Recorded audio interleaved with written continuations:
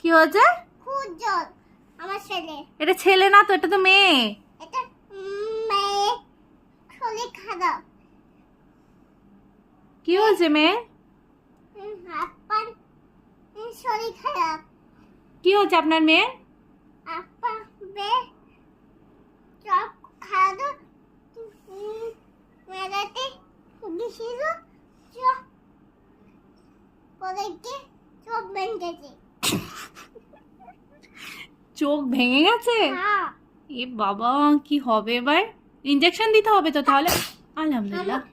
আমার খুব জ্বর।